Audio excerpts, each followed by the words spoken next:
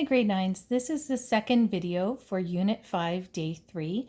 We're going to be continuing to find the equation of a line, and we're going to be following the same steps as in the first video. We are going to each time want to find the slope, then we're going to find the y-intercept, and then we're going to write the equation.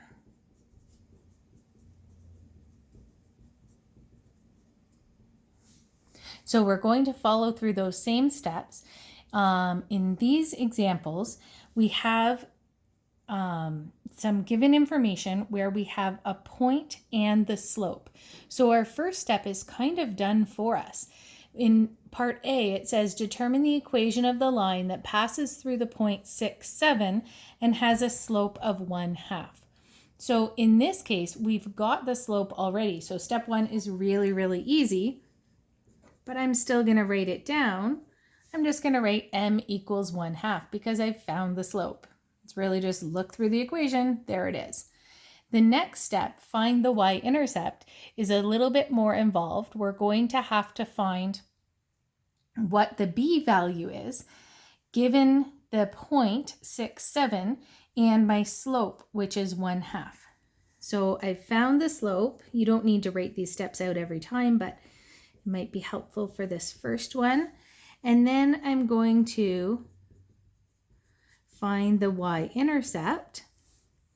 And I'm going to use the relationship y equals mx plus b because that's the equation I know that these values have to follow. Now I know my m value. If you notice, we've got 4 different variables here. We've got a y, an m, an x, and a b. And we want to find that b. That's our y-intercept. We know the m for sure is 1/2. Now the other 2 variables, any point on the line will fit this equation with the right m and b. And we are given a point on the line, that's 6, 7. So I'm going to label the 6 as my x and the 7 as my y. Now I'm going to substitute in the 1/2, and you don't have to do this in 2 steps, but I sometimes find that people make fewer mistakes if they do. I'm substituting the 1/2 in for m because I know for sure that that's the slope. Now I'm going to take the 6 as my x value and the 7 as my y value and see if I can solve for b. So I'm going to put in a 7 for my y, 1/2 is still my m, 6 is my x, plus b. So when I multiply here, I want to solve this nice little equation for b. I'm multiplying 1/2 times 6. We could put the 6 over 1 if we want. Really 1/2 of 6 we should know is 3 plus b. And then remember opposite operations, I want to get b by itself, so I'm going to bring the 3 to the other side. 7 minus 3 equals b, which gives me a b value of 4. Remember, that's our second step. Our third step is to always write out the equation.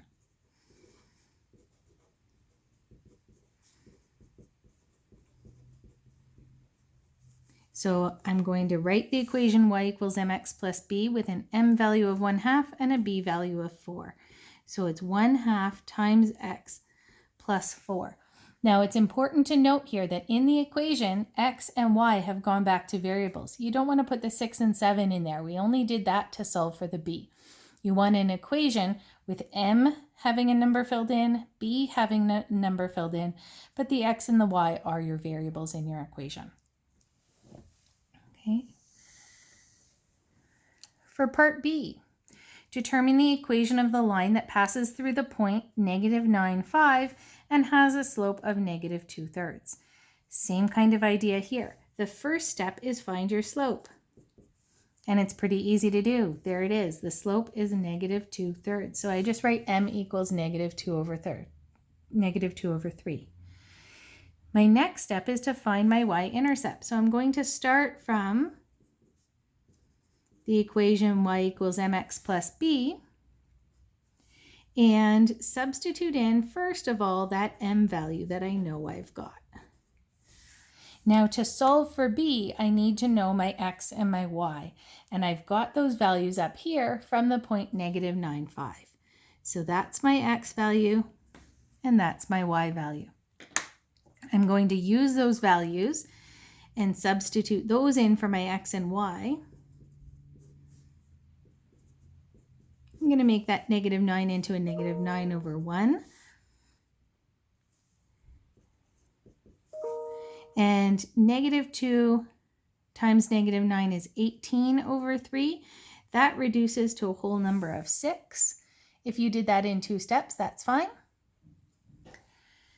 And solving for b, it is a little bit tricky with 6's and b's looking a bit the same, but I'll bring that 6 over and subtract, and that's equal to b.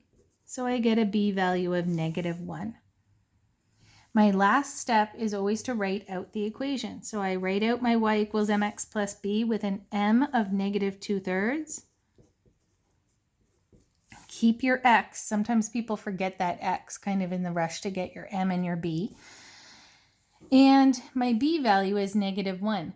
We always say y equals mx plus b, but you don't have to write plus -1. We know that that's just the same as -1 there.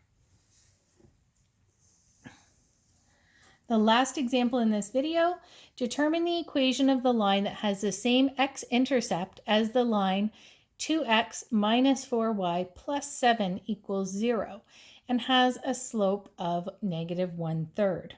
So this is a little bit trickier. We know first step is find your slope, and we know that. M equals -1/3. Write down the stuff you know right away. Now, this line, it says it has the same x-intercept. So when I'm thinking about an x-intercept, what do I know? I know that means that the y equals 0. So I've got some point, something here, and 0, and it's going to be the same as the one on this line, 2x minus 4y plus 7 equals 0. So I'm going to find the x-intercept of this line and use that as my point. So I'm going to find the x-intercept by putting y equals to 0. So 2x minus 4 times 0 plus 7 equals 0.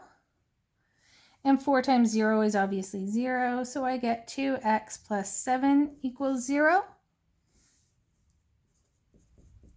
Bringing that 7 over equals -7, and divide by 2 on both sides. So x equals -7/2.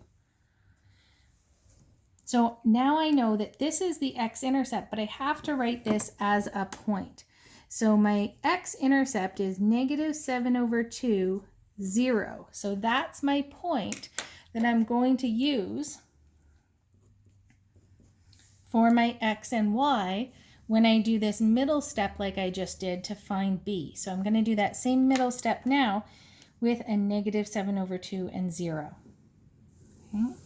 So I always start from the y equals mx plus b equation. I put in my slope first just so I really see where that slope goes, and then I'm still looking for my b. And then I'm going to put in my point. My x value is -7/2 and my y value is 0.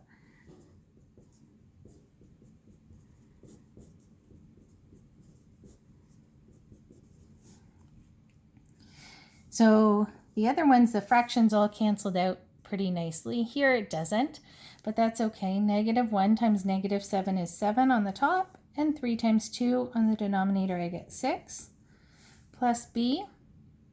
Good news though, I have a 0, so I don't have to add it to anything when I bring it over to the other side. I just have to make it negative. 0 minus 7/6 is just -7/6 equals b.